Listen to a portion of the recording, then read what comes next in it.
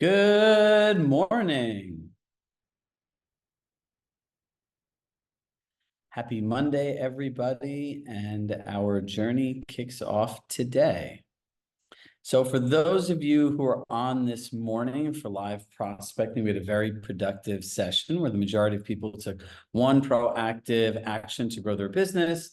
And for the rest of you, I encourage you to join our 12:30 session. I know it's a holiday, so many people are home with their kids, but for those of us who are working today, it is a great way to start our week. So our first topic, our first real estate topic, we'll talk about the pre-listing presentation. So before I start our conversation today, everyone drop in the chat, where do you get stuck with a pre-listing presentation?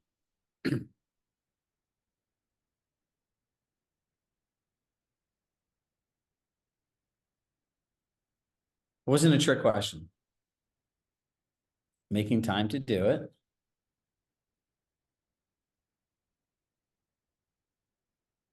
CMA and pricing. Not sending one. Claudia, I appreciate your honesty.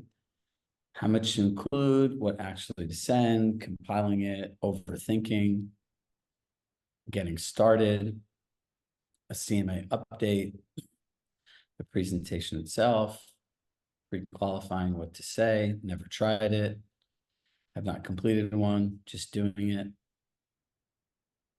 Need sellers. I like that. Okay, so let's go through this at a high level, right? You have secured, think about it like this. I've secured an appointment. Now what do I do?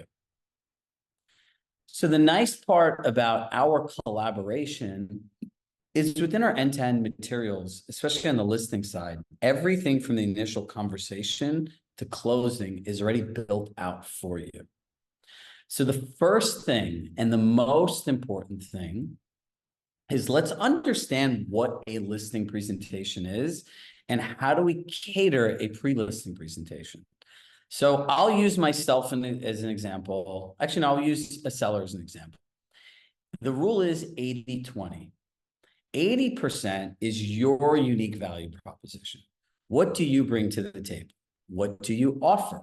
What does Compass offer? How do you service your clients? How do you think about pricing? All of those different things that make you, you as an agent, that somebody would get in hiring you. Does that make sense, everybody? Do you know what 20% is? 20% is their motivations, their expectations, their disappointments, their concerns, their needs, their wants, their desires, their unique situation. So you want me to tell you what bad is first, and then I'll tell you what good is second?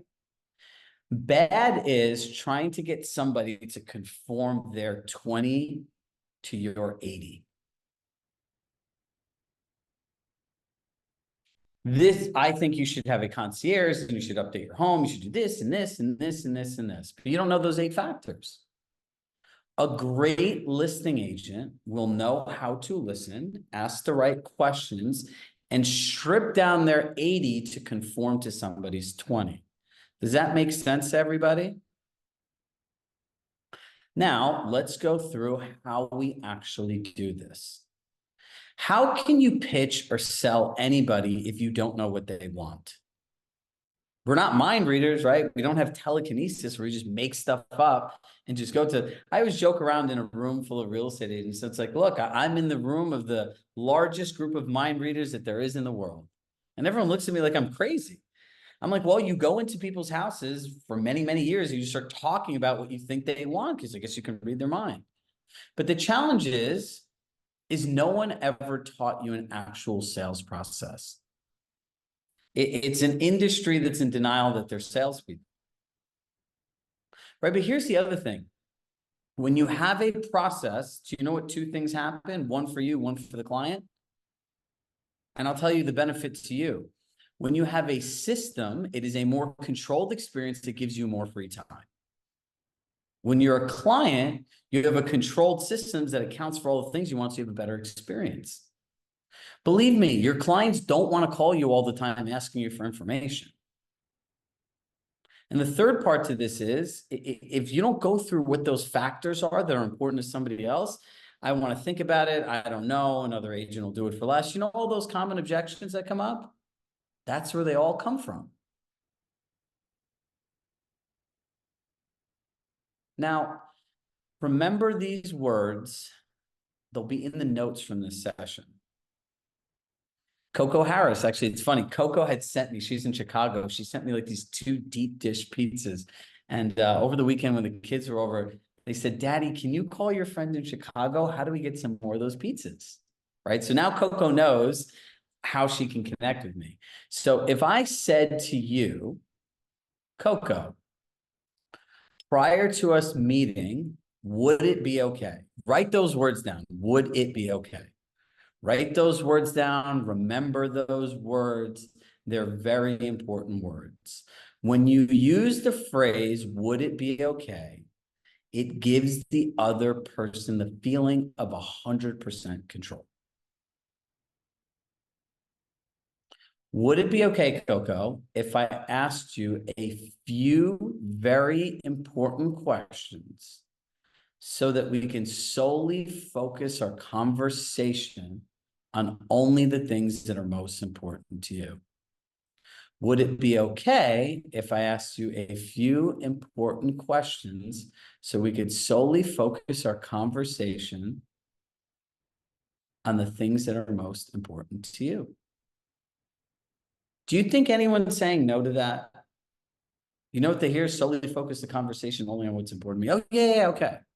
Great. Now, for people who've been in this community for a long time, you've all heard the Med C. And we did a call at the end of the year, like what was most impactful in your business. The entire call was people saying this process. So the Med C is what we came up with during COVID. For just some backstory. When you're a business coach and things happen, you know, you have to have like a part Nostradamus to you in coming up with solutions in new world or economic problems that never happened. So like people that are like Julie in New York City, and I started my job at Corporate Compass working out of the corporate New York. Most of my clients were in areas that were like COVID lockdown, non-essential.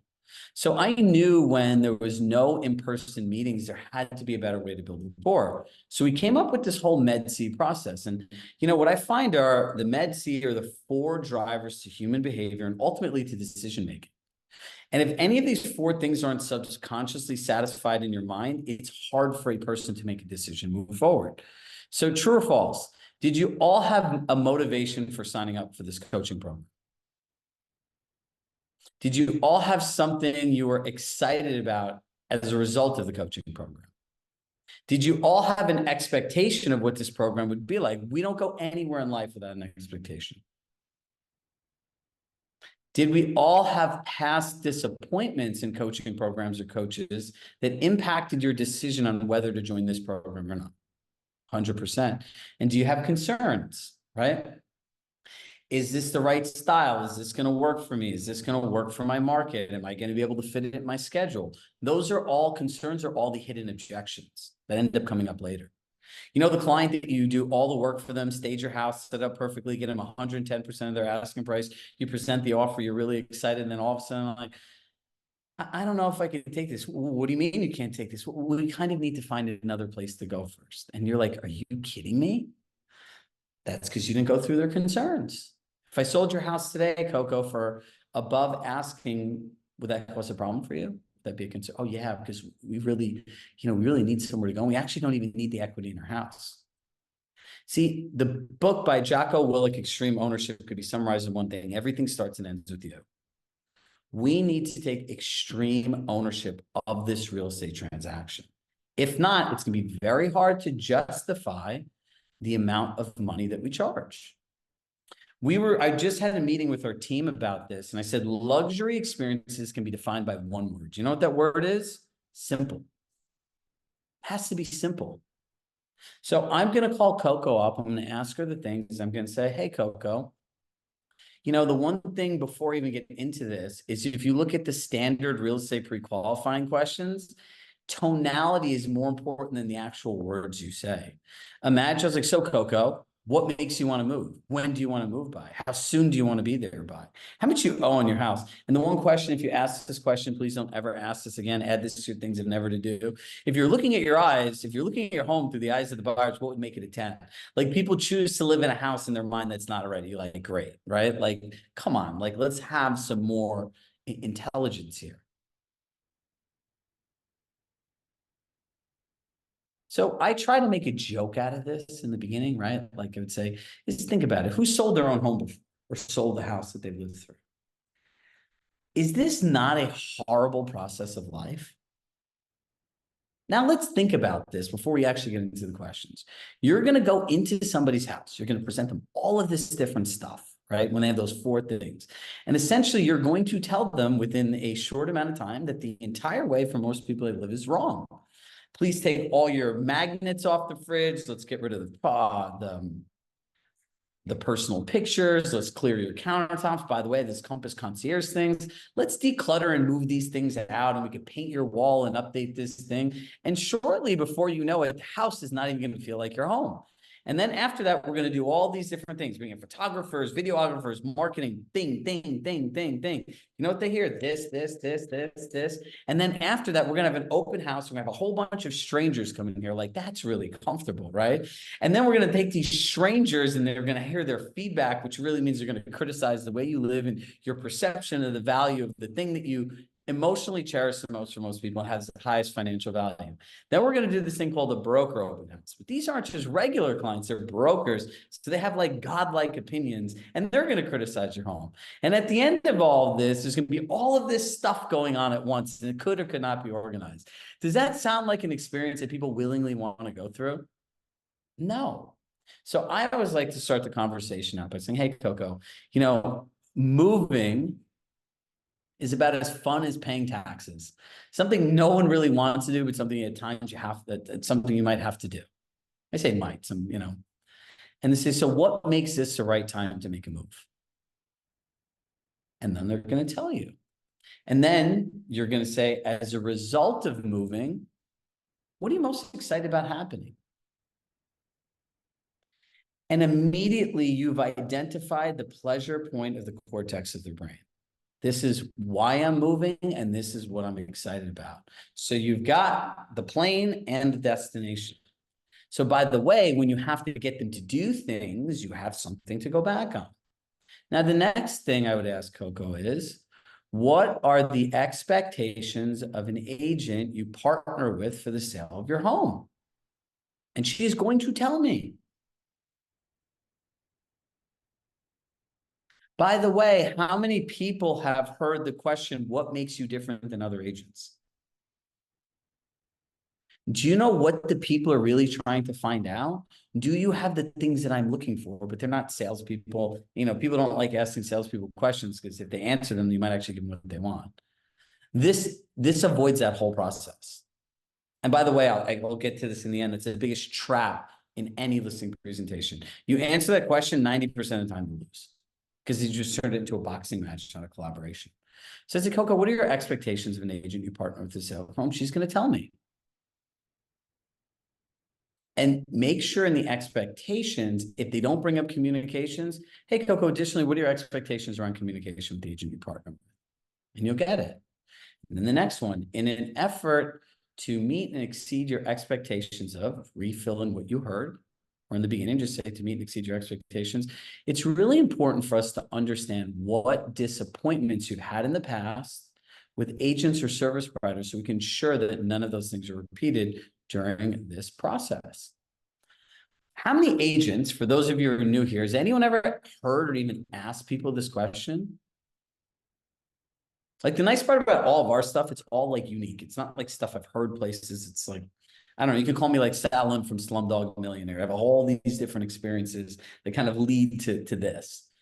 But by asking somebody this, trust is a feeling that's created through interactions and engagements. This is how you get people to trust you. And then lastly, you would say, based on knowing your market really well, do you have any concerns? Interest rates, inventory, if your home sells too quickly, all of the things that are hidden objections. And at the end of this, you will know exactly what to send somebody in your pre-listing package. There are three things that people care about when selling their home. Do you know what those three things are? Price, marketing, and communication.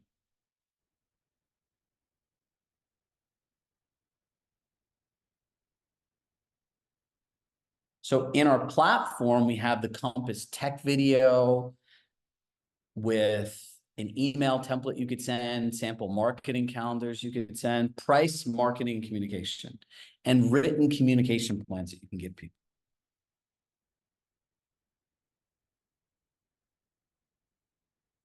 Now, we're 15 minutes in. For those of us that had all of those challenges in the beginning, is the process that I shared with you complicated or simple? You can write the word in the chat.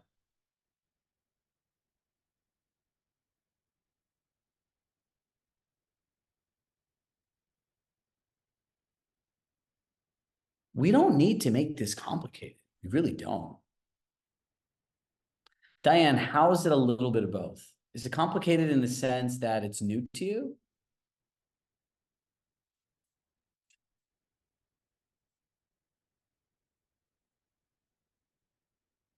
Manageable. I like that. Look, in the end of the day, we need repeatable processes that get predictable results. Now, as you start sending these emails, remember, we are in the pattern. First, you need to be in the pattern awareness business that says, I need to become aware of the patterns. Then the next thing is pattern recognition, right? What are the patterns that keep coming up? And then there's pattern implementation. Now, here is the targeted action based on something I see over and over and over again. For those of you who don't know, I actively sold real estate and had my own brokerage for 14 years. So all of these processes and things that you live through were essentially almost 40% of my adult life throughout time. You don't have to remember all of it, Diane. It is in our platform and all the steps are laid out. So we have a full checklist that you can follow. But the nice part for everyone here is over the course of this year or the next 90 days, you're going to learn one system. Every email is written for you. Every process is written for you. Every single way that you use the technology and it's done for you. So just rinse and repeat and just making it your own. But literally everything, if you like the way that I talk and the way that I write and all stuff, I've done everything for you. So it's easy for you to use. Price, marketing, communication. Let's see, yes, pre-listing conversation over the phone, Karen. So here's the thing. Now, in going into this appointment, do you feel if you had this information that it would be really easy for you to pitch the person? All right, so now I'm going to do a live role play, and then I'm going to show you how, based on what somebody said, I would take the information. Now, look, for all of us that are spending so much time on CMAs and all this other stuff, look, you haven't seen somebody's home, right? So if when you start spending all of this time on a CMA, like you should become aware of like what the market is, what the absorption rate is, the number of active homes, the number of homes that are selling, if it's trending, the days on market up and down. And I would actually take those numbers and I would just put them on one sheet. And the biggest challenge that people have, and I think it's a mistake they made, is they feel like they have to remember everything. When people like even the president of the United States gives their speeches, you notice they have a piece of paper in front of them. So I would say to Suzanne in Coconut Grove and Claudia, and let's see, who else is here that has the name? Phoebe in Sonoma in Wine Country, right? I would say, hey, I wrote down a few really important things that I think are valuable for you. Would it be okay if I shared them with you? That says to someone, I took the time to be prepared so I can share things that are important to you. Okay, so who wants to be a seller today for me to role play? Whoever unmutes themselves first and says go. I'll do it. Sophie. All right. Okay, Sophie. So we've made an appointment to list your house and everything else. I'm say, I'm gonna call you up and say, hey, Sophie, it's Chirag. How are you? Hi, Shark. Fine, thank you. Thank you. Would it be okay if I asked you a few really important questions? So during our time together, I could solely focus our conversation on the things that are most important to you and your husband. Sounds great. Thank you. Would it be okay now if you had like 10 minutes, possibly? Yeah, now's a good time. Perfect. Moving is about as fun as paying taxes. It's something no one really wants to do, but it's something you have to do at times. So what makes this the right time to make a move? Well, my husband and I are considering retiring, and we're not sure where we were going to go yet, but we wanted to explore the options that we have and see if it's a good time for us to move forward. Got it. So retirement is something you're considering and looking at making a move. And, as a result of moving and in this next phase of your life, retirement, what would you be most excited about happening in the next place that you potentially went? Um, I would like to see my husband, he's an early riser, so I'd like to see him to be able to watch the sunrise, and I want to be able to see the sunset. Perfect. So you guys are excited in getting to a place where you can enjoy your retirement days, sunrises, sunsets, and having that type of lifestyle. Mhm. From our Perfect. patio with a glass of wine. Ooh, this sounds like a very much like a Kodak moment, as they would say. And Sophie, what are your expectations of an agent you partner with for the sale of your home? Uh, I want them to really know my market. I want them to, I don't want someone from far away. I want them to know my market. I not want them to know what's sold and have, really knowledge about pricing and guiding us through the process of selling our home ahead of time. I don't like surprises. So I don't like last minute, we've got to do this and we've got to do that and what's happening. I want it laid out to see if this Got is it. right, because we're not sure this is the right time. So if we have the right, 100%. it's gonna be good. Understand that it's an option you're exploring, and it sounds like you want somebody that is a data-driven local market expert and somebody who's a great communicator in the process. So can I ask another question? What would your expectations around communication be for the agent partner? Um, what would my expectation? I think I get a lot of emails, so really text is kind of the best, works best. And since my husband is also part of this, I think, communicating with both of us at the same time would be good. Got it. So your preferred method is ideally text message, and a collaborative and proactive approach sounds like what you're looking for. Mhm. Perfect. And look, in an effort to meet and exceed your expectations of a data-driven market expert, a collaborative, proactive communication approach, it's important for us to understand if you had any past disappointments working with agents or any service providers. So we ensure during this process, none of those things are repeated for you and your husband. No, no real past disappointments. We've owned our house for a while, so no real disappointments. Got it. And throughout time, and whether it be a contractor or somebody that's worked in your house, are there any things that you might have found disappointing in the level of service somebody provided you outside of the actual service or the quality of it? No, my husband's really good at researching people and knowing, getting recommendations and testimonials. And we did a remodel on our house and we ended up developing a relationship with the contractor next door. So we were able to see his work. So yeah, no, we do our due diligence, I would say. No disappointments. Great. And ultimately, if everything did align based on your expectations, do you have any concerns with making a move at this time and identifying potential locations, interest rates, or anything else that might be in the back of your mind in making a decision? Well, we'd really be downsizing, so rates wouldn't be a concern for us. Um, it's just where we would go. So it's under, have you guys identified any potential communities or areas? Possibilities. There's a few, maybe three. Got it. So I just want to make sure, Sophie, that I heard everything correctly, right? If you mind, just repeat back to you, what's potentially motivating you to move right now and making this the right time is both you and your husband are considering retiring.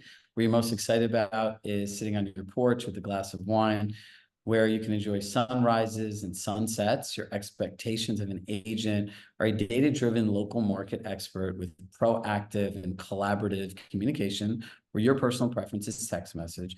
Really haven't had much around disappointments in the past because you guys are excellent researchers and due diligence. And ultimately, the biggest concern is finding that right place where you live out the last chapter of your life. Did I hear everything you said correctly? And is there anything else you feel that you'd like to add? Wow, I can't believe you remembered that all. Yeah, no, I think that's pretty much it. Got it. So now at the end of all of this, number one, I would know that I could not be really forceful in trying to get you to sign a listing agreement that day, right? She's looking for a collaborator and somebody that if you listen to what she said, someone that could walk her through the process. So I would go into this knowing that there's a high probability that nothing's going to happen today. But if you listen to what she said, she's really good at references and researches, which means they're part of collaborative conversation with communities and people that are really good at finding people generally are someone that other people go to for recommendations. So whether I did well with Sophie or not, it's a great person to have in my network for referrals. I know that when I showed up there, I would need to know everything about her market, right? Absorption rates, what sold. I could go to town hall, find some off-market transactions, all of those different things. Because again, if you picked up on the whole research aspect, there's a good chance if you weren't from the area, you didn't know a lot, that her and her husband will know more than you do. And that would just kill the whole thing, right? Having a written communication plan and a way to explain the process in laying out a potential timeline outside of dates would be important to them, right? Having a written marketing plan, they're going to want everything in writing. So if they're really driven by process, they're going to want to see the process and how it all comes together. And then when I would go there in a two-step, I would share my Compass network and say, hey, look, I completely understand you're exploring. If you like the type of service and way that I work, I have colleagues around the country that could connect you with, that could help you explore communities, that can help you find homes with great porches, with sunrise, sunsets, and the other things you're looking for. So I would know what to send her in advance, right? She's not going to care how Compass technology works, right? She didn't say anything about technology or anything. A written marketing plan, a written communication plan, and highlighting that we'll go through the entire steps. And our goal is to customize the steps based on her goals and expectations, and what works best for them would be what she'd want to hear. Does that sound about right? Mm-hmm. And I got all of that out of that 10 minutes, not even 5 minutes. But see, now, let me ask you this. And the thing about Sophie, unmute yourself because I'm not having to answer this question. Sophie's a straight shot. If something's like bad, she'll tell you it's bad. If something doesn't make sense, it doesn't make sense. Now, here's the thing. If somebody didn't ask you those questions and just showed up with all this stuff, would it change your perception and experience in how you viewed both parties?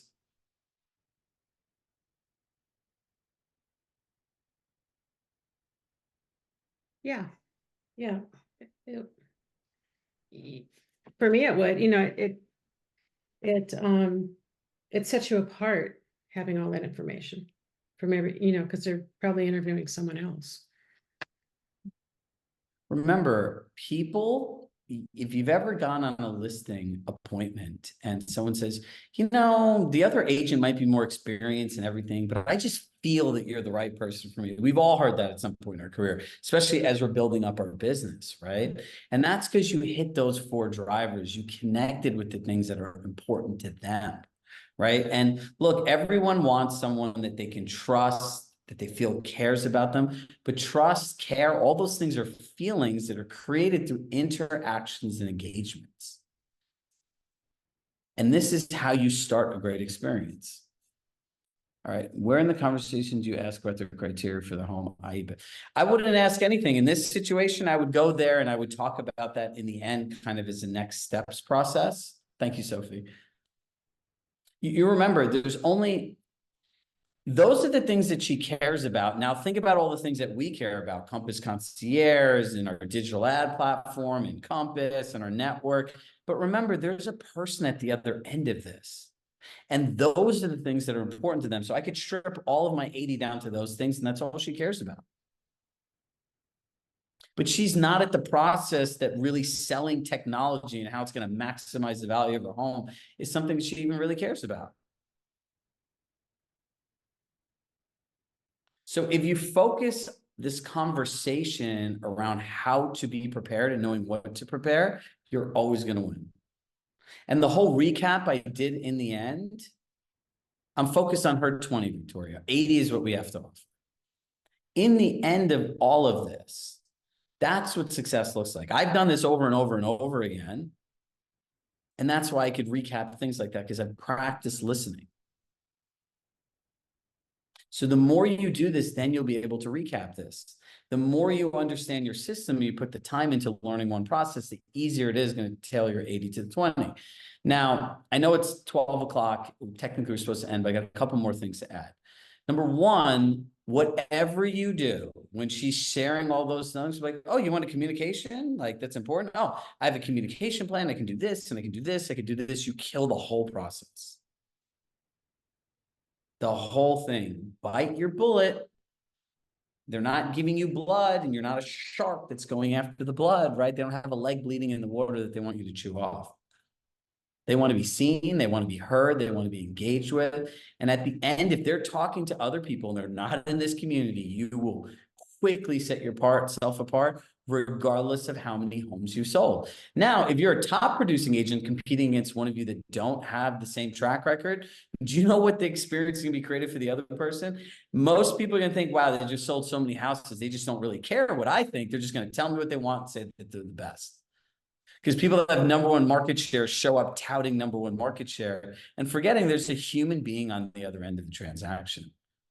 Now, that market share and all this other stuff works for those 5% or less of introverted finance people that just don't care. But a lot of those finance people have a partner, a spouse that actually does care about it. Okay, so here's my check-in for the end of the day. Who feels good now about this pre-listing process going forward? Yes, no, maybe so. This is like Family Feud. Survey says, there it is. Look, and all of these things just come with practice. The more you do this, the better it becomes. It will become like memory the more you do it. Listen, the one thing that you all have as an advantage over everyone, a lot of coaching is concept theory and everything else, but you have practical application that you can do every day, both with your clients and each other. None of us would tell our kids, for those of us that have them, or even nephews, grandkids, anyone that knows a child that they love, that they couldn't be good at anything without practicing. So just focus forward, and we'll all keep doing this together. So I hope to see you all on live prospecting. It is a lot of fun. And listen, think about having me in your pocket to be able to write any email, give you any message to any situation. So we'll be back on at 12:30. Oh, the patterns. Pattern awareness to me says that I'm going to start looking for patterns. Pattern recognition says I'm going to start tracking and documenting the patterns that keep coming up based on my sales process that I use. And pattern implementation says, here are all the things I documented. Now here's the proactive changes I'm going to make a better client experience and a better system for me. So my Martin Luther King, I have a dream, is every agent has the right to have a thriving business and a thriving professional life where they can eat dinner and go on vacations in peace. And when you have a system and you follow our system, that's what happens. All right, everybody. I'll see you all at 12:30 with love in my heart. I love you all. Thank you so much for being here and have a great day.